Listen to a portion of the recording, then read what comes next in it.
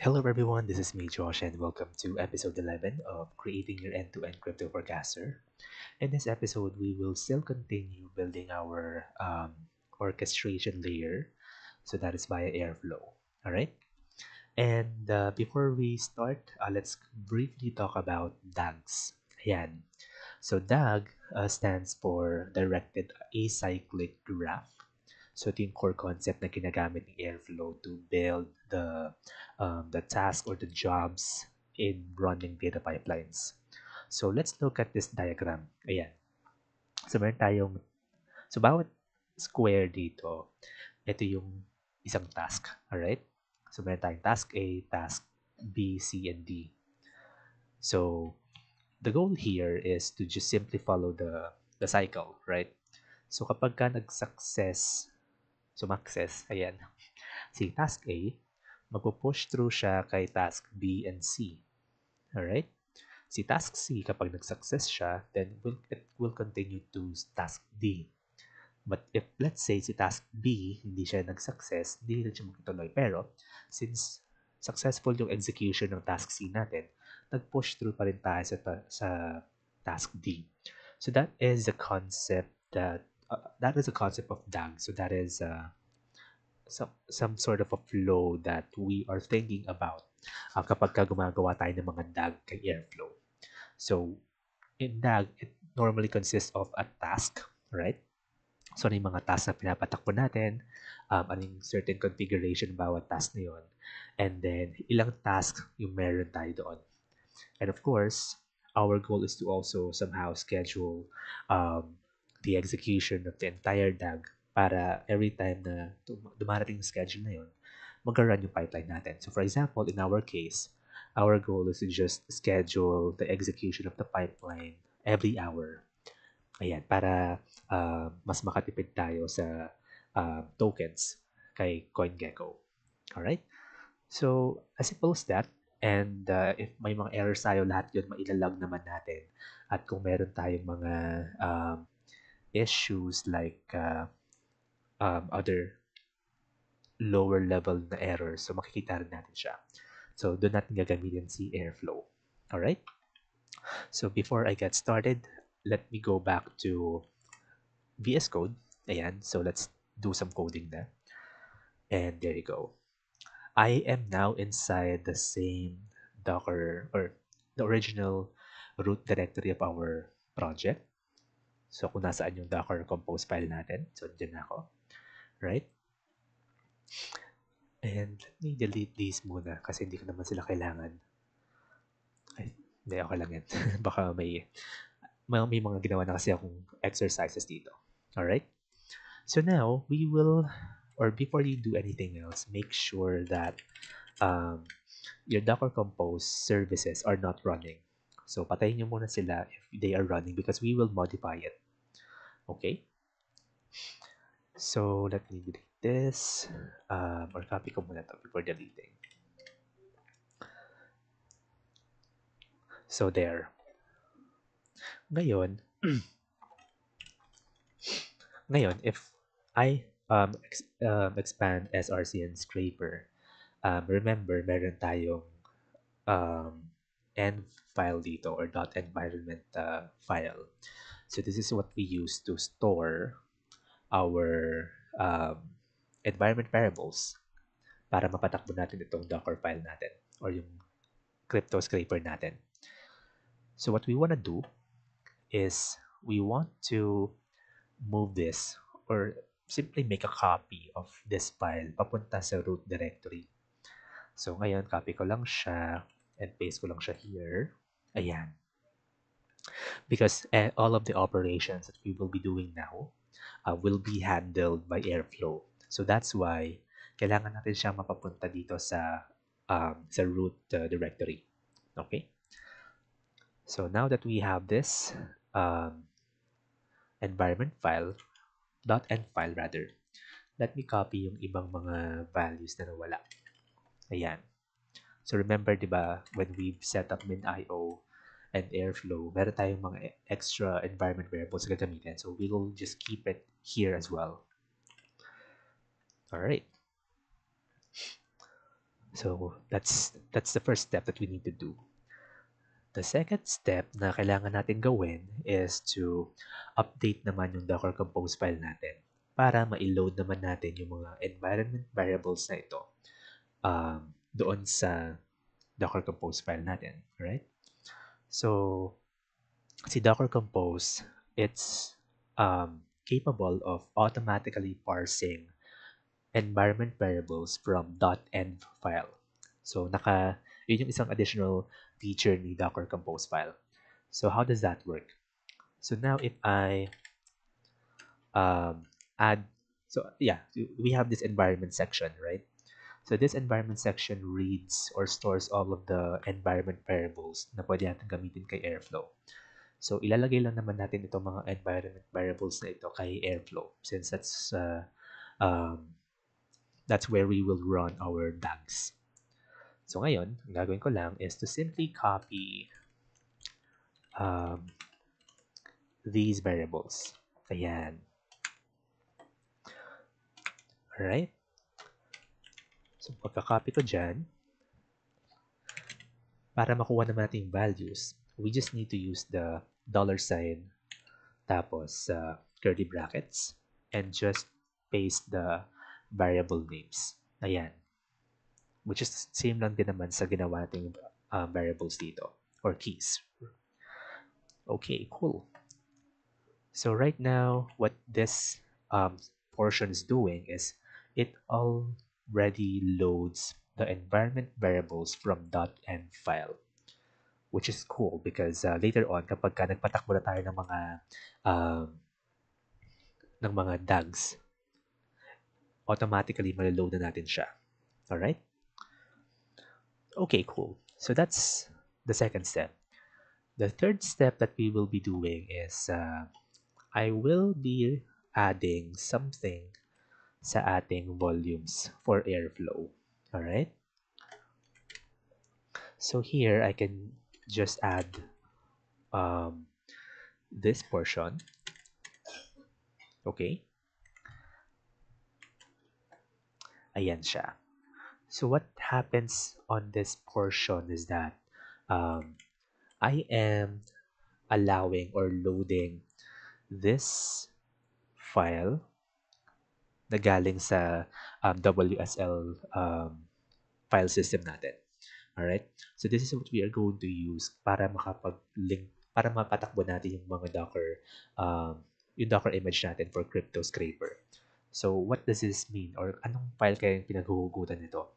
So this is actually coming from WSL as mentioned. So if you go to PowerShell,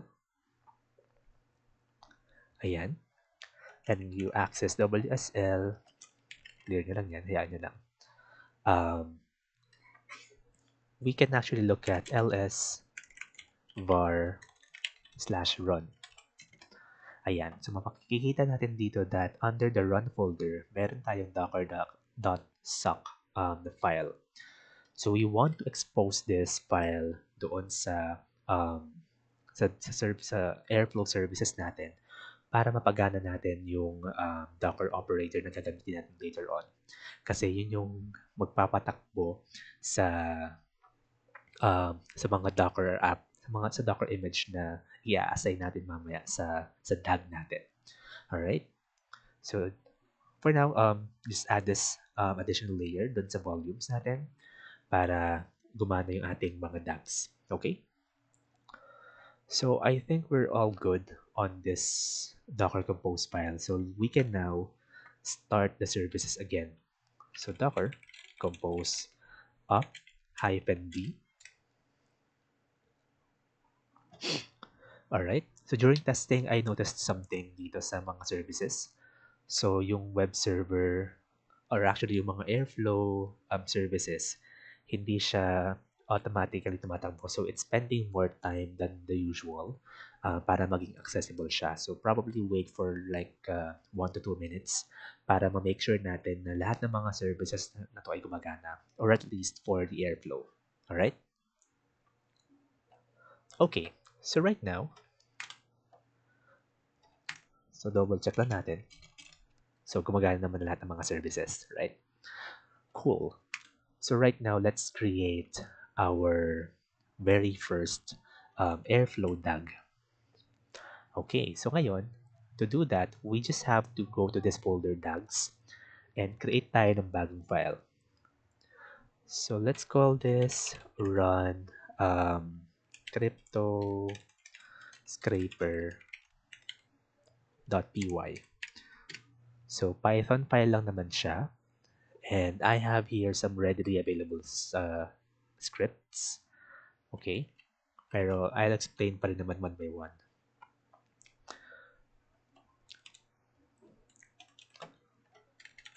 Okay, now, there you go. Okay, so let's go through each line para mas magets natin kung ano nangyayari on each item na meron tayo dito. Okay? So right now, we have, of course, the imports.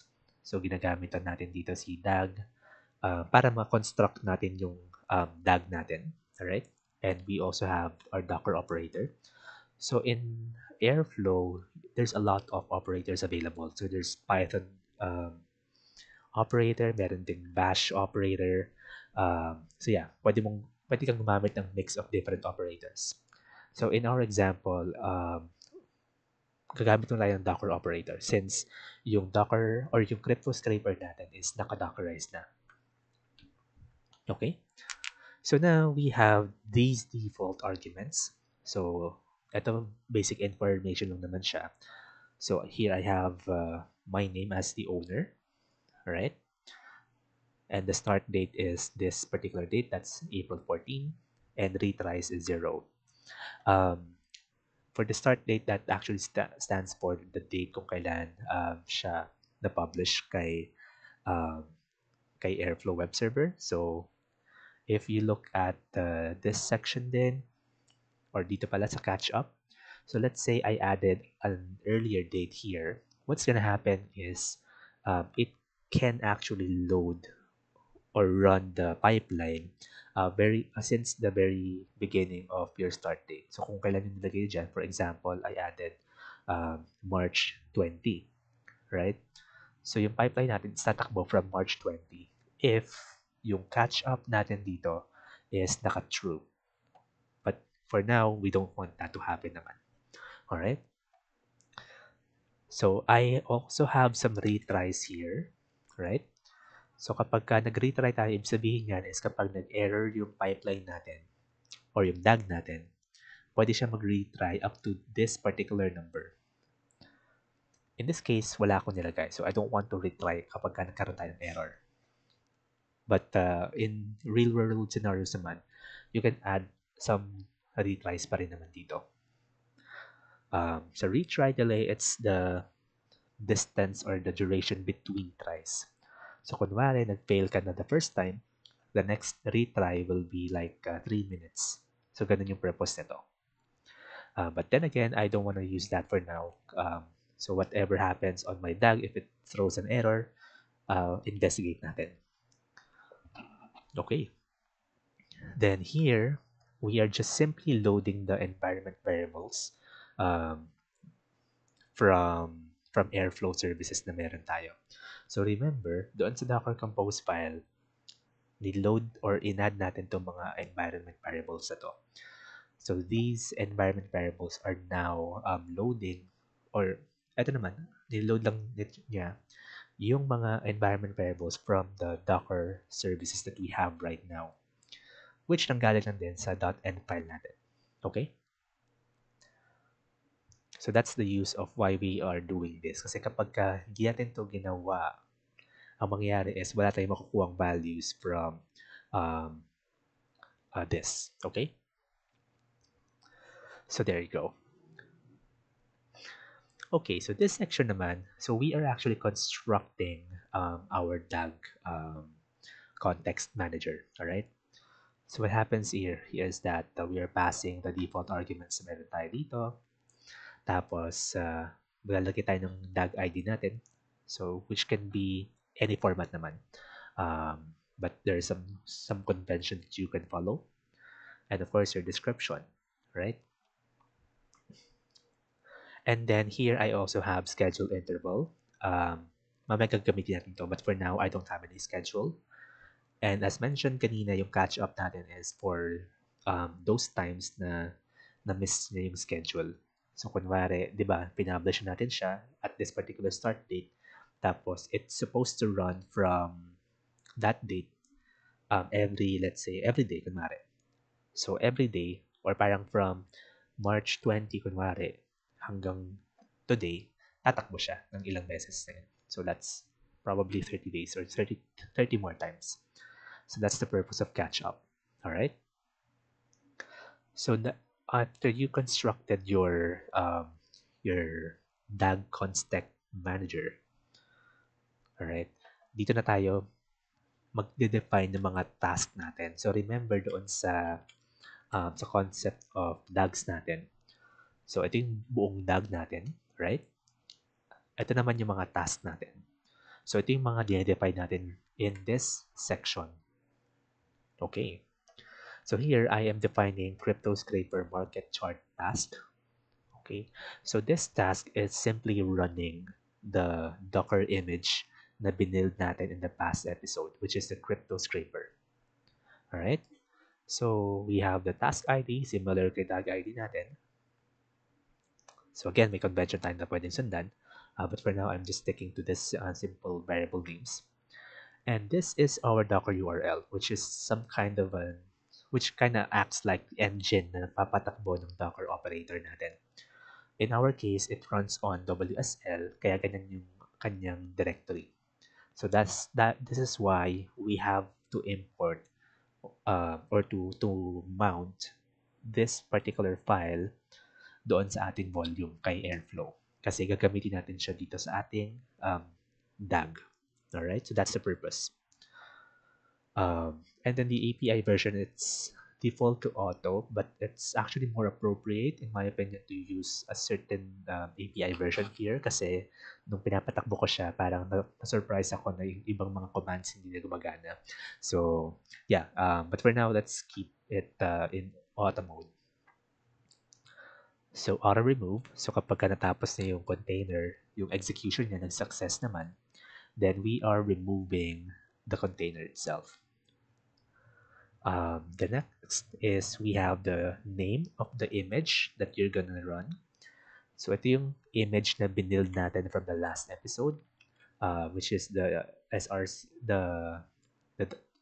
itong Docker file na to. Ito yung mismong image na pinapatakbo natin. Alright, under the command, ito medyo tricky siya because right now I'm just adding the market chart, which is the parameter that we are passing sa ating sa pag-execute natin ng pipeline, right? So, di ba, ang entry point natin, it's just python app.py, but we are expecting to just run it by using a coins list as a parameter or using market chart as parameter. Since this particular DAG is for loading crypto prices, market chart lang nilagay ko dyan.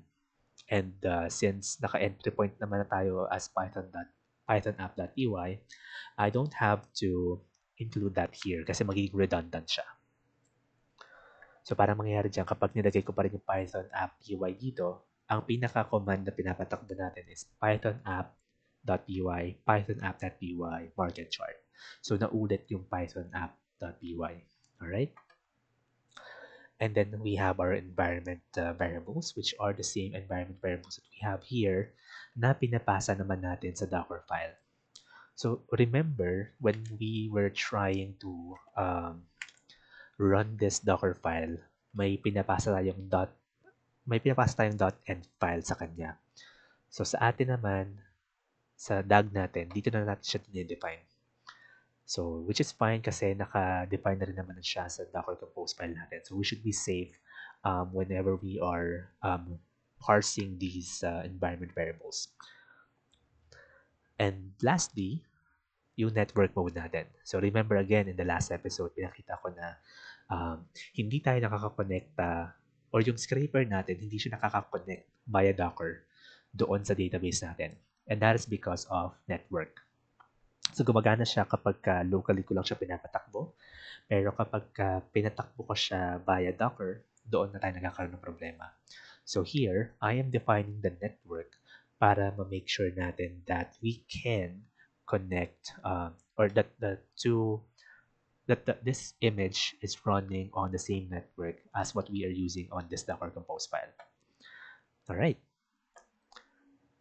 And lastly, ito yung same na task na dinefine natin here because we can actually create multiple steps here or multiple tasks na DAG. In our case, meron lang tayong iisang task.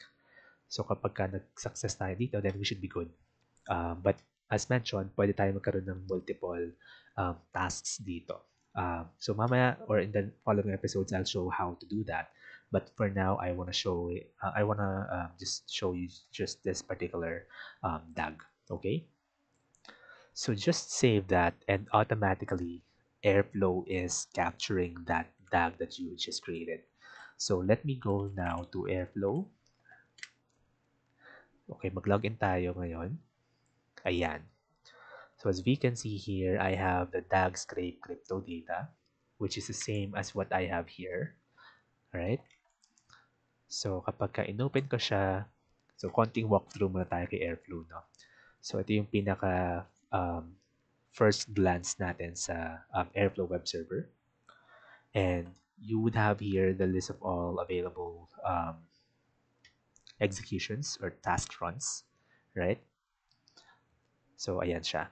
So ngayon kapag ka-clinic ko siya, makikita ko naman yung details ng aking DAG. So there's a lot of things here. But what you would normally do is to look at the graph. Ayan. So ito na yung mismong diagram natin, right? So if you look at our DAG here, so parang ganito yung magiging itsura niya. But in our example, we just have a single task, which is why we just have a single box here. All right? And you can actually look at the Gantt chart there para makita lang yung executions niya all across time. And you can even see the code that you have used for that particular DAG, which is cool. Nothing to see here further kasi we don't have any executions. So right now what I want to do is to run this. So I want to make it active first. Ayan. Tapos, meron tayong mga quick actions dito. So trigger DAG, reparse DAG, and delete DAG. So reparse DAG means that we are just simply reparsing the DAG.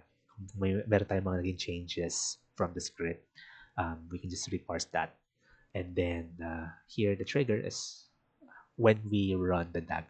So let's try that. Okay, cool. So refresh nyo lang siya at makikita natin na nag-success yung ating DAG. Okay, kung alam niyo lang guys, in-invest ko tong in-explore muna bago ko i-record. So, yeah. When it's successful, so yon. Let's look into this particular DAG. Alright? Ayan. So, makikita natin yung total number of successes dito. And if you get some errors, makikita nyo rin yung count dito. So, itong chart na to actually gives you the all available runs and duration. So, magpupula siya kapag ka nag-error, gray kapag ka starting pa lang siya or whatnot. So, may mga legend naman tayong available dito. Alright? So, if you look at the graph, ayan, you can click that at makikita naman dito yung mga nag-succeed na tasks. If you have multiple tasks within this DAG, makikita nyo rin yung lahat ng mga task na yun at kung nag-success ba sila or hindi. So that's actually the beauty of Airflow DAGs. The Gantt, it's just going to be like that. And I'm more interested to look at the logs. Alright? So may kaibahan lang tayo dito. So if you are just browsing, let's go back here. Ayan. Tapos access natin siya. And if you want to look at the actual logs, yung pinaka-cycle niya, there's actually two ways to do that, right? So you can look at from this, although this may not really be complete, right? So now, kasi ito lang yung parang pinaka-execution niya sa Airflow. We don't really see the actual logs from the application itself. So kapag may mga nilalagay kang print statement dun sa pipeline mo, so you might not see it from this particular log because this is just for Airflow events.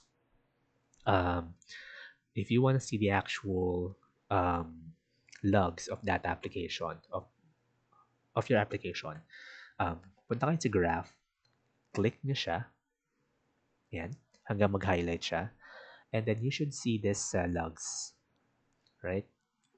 Ayan. So, lahat ng mga logs nyo doon sa application ay lalabas dito. So, in this example, actually, naglagay ako ng mga print statement para lumabas um, yung details ng aking database connection. So, we have the DB user, password, host, etc. And as you guys can remember, I added the log to print the number of rows na nailoload natin sa database, which is cool. And you can even expand these para mas makita nyo kung ano mga nangyayari behind the scenes. But normally, okay lang naman ako dito sa portion na to. Alright. So, I think I should be good. Right? So, gumagana na yung DAG natin. And it's not really that useful pa since right now I am still executing this manually. So, let me go back to my DAG. Right? And papakita ko lang kung paano kaya natin siya mai-schedule, right? So, let's go here sa section na to. So, DAG, right? So, meron akong available dito na schedule. And if you are familiar with cron, ito yung cron tab format niya para mag-execute siya every 2 hours. So, ibig sabihin nito every day or every 2 hours, kunwari, nag-start tayo from um, 12 o'clock. So, every 12 o'clock, 12 o'clock, tapos 2 o'clock, 4 o'clock, and so on. So, ganun yung execution niya. Alright? And just to double check, you can even go to cron tab. Search nyo lang yan. May lalabas kayong cron tab guru dito. At i-paste nyo lang dito yung cron pattern na meron kayo. Yan. At minute 0 past every second hour. Actually, medyo nagulon pa ako lalo. Okay. Okay, let's try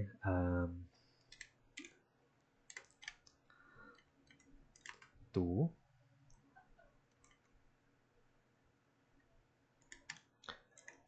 Alright. At 2 o'clock. Alright, so every 2 o'clock siyang tatakbo. So, that's not what we want. Pero ang gusto ko sana mangyari is every 2 hours. So, what about this? At minute 0 past every second hour. Sige, let's try this na lang just to test it out. Alright? So, ito yung magiging schedule natin. So, every 2 hours. Actually, actually, okay na yan. So, kapag ka sinave ko siya, automatically, makukuha na siya ng ating DAG. Alright? So, balik tayo sa DAG. Click ko lang to. At check ko lang yung code dito. So, makikita natin dito na naka-uncomment na yung every 2 hours natin. Uy, tumakbo ulit siya. So, ngayon, if you go back here sa pinaka first page natin ng Airflow, you would see the schedule here. Yan, nakalagay naman dyan every 2 hours, which is what we want to happen. Tapos, yung last execution niya kung kailan. Tapos, yung kailan yung next run niya. So, which is parang tapos na siya dapat. 4:20. Okay, anong oras ba tayo dito? Okay, anyway. Yeah. So, it should, also what we can expect is dapat matakbo siya every 2 hours, right? And then the hour should be, actually dapat 12 o'clock siya. But the thing here is that in an hour, okay. Maybe the date, the time that we are following here, it's not really based on our local time. So that's why medyo parang iba yung nakikita ko right now. Pero nakikita naman natin na parang tumakbo na yata siya. as expected. So there. So let's try looking at the Gantt chart dito kung anong oras siya tumakbo. Actually, hindi rin siya lumalabas dito. Ito, yan. Okay, so for the duration lang naman siya ng execution. So not entirely for all. Okay. But yeah, that's how we can schedule our DAG. So we can make use of cron schedule. Ayan. Para ma-define natin yung ating execution, right? So be careful lang guys. Kasi sa CoinGecko, since free account siya, may limit tayo sa tokens. So bawat request natin, may token tayo na nako-consume. So be careful in assigning um, or in running it multiple times. Okay? Marami naman yung token, but just be careful lang. Baka mabusan kayo ng token. Kasi next na balik nun is next month na. Alright? Sige, gawa tayo ng bago pang DAG. So, run coins list. Okay? Copy ko lang siya ulit. And everything should be the same except for some values. Eto, sa DAG ID, syempre.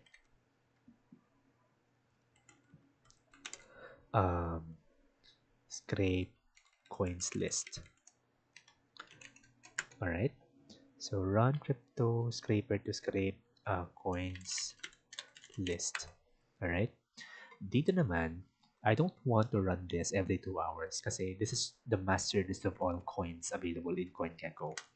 So I want to run this every month na lang. Okay, so paano ko siya gagawin?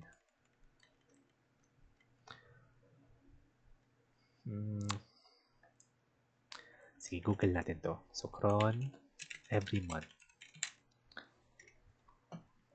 Ayan. Every first day of the month. Okay. Okay lang naman sa akin. Tapos, yeah. Sige, let's do this. Every first day of the month. Ayan. Okay, mali yata ginawa ko. Sinave ko na kasi kaagad siya. Okay. Sige.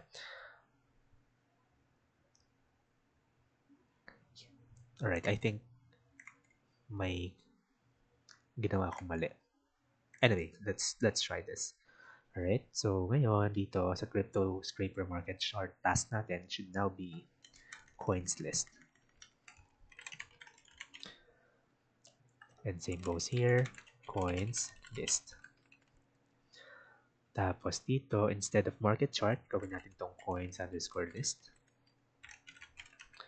Tapos, copy lang natin to instead of this. So we should now have 2 DAGs here. Alright, so for some reason, hindi siya lumalabas. Refresh natin to.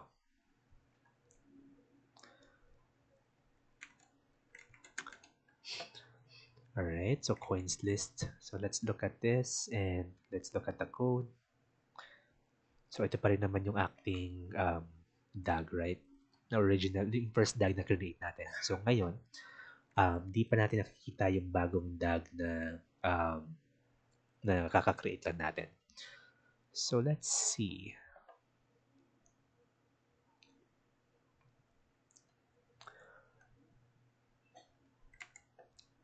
Refresh ulit. Or let's try. Actually, reparse is not working here because it's only applicable for one single DAG. Alright. So yeah, I think it's not being recognized for some reason. Okay, let's see. Catch up false. I think okay naman na siya. So, wala naman siyang problema siguro. It might take a while. Okay, so let's do some things here. So, kasi right now, Di pa rin siya nagpapakain. Okay, I think, ayan. So, nag-take lang siya ng time. Alright? Pero what you can actually do, so kakatingin ko lang sa Stack Overflow. So, you can actually look at or run this command. Pero subukan natin to kasi I haven't really shown you guys kung paano mag-run ng mga ganitong commands kay Docker applications or kay Dockerized application. So, we can go back here. Yan. Tapos, meron tayong tinatawag na Docker Compose exec.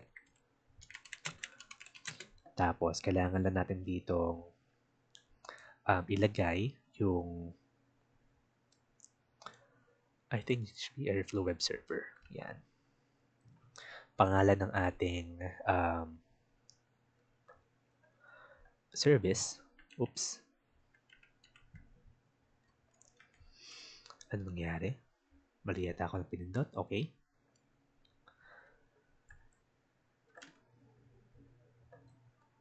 Yan. And then, bin bash. There you go. So what happens here is that we are executing a function or something dito sa particular na service natin kay Docker Compose. So this time, we are just simply accessing the bash terminal of this service. From here, pwede ko nang patakbuhin yung mga Airflow command lines natin. So try natin to. Ayan. So, lumalabas naman siya dito.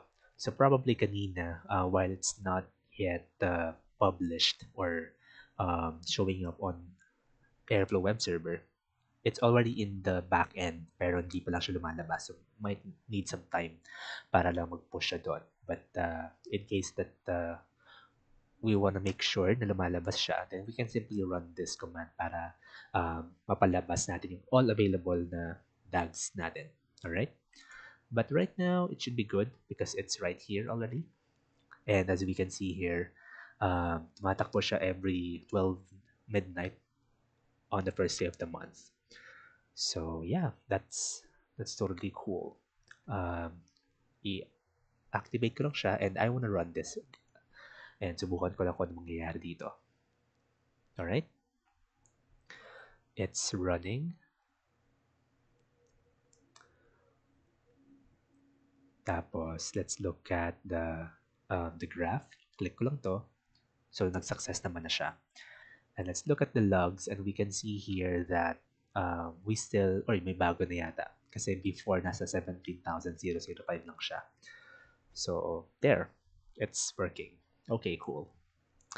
So, yeah, I think we're able to accomplish a lot in this episode.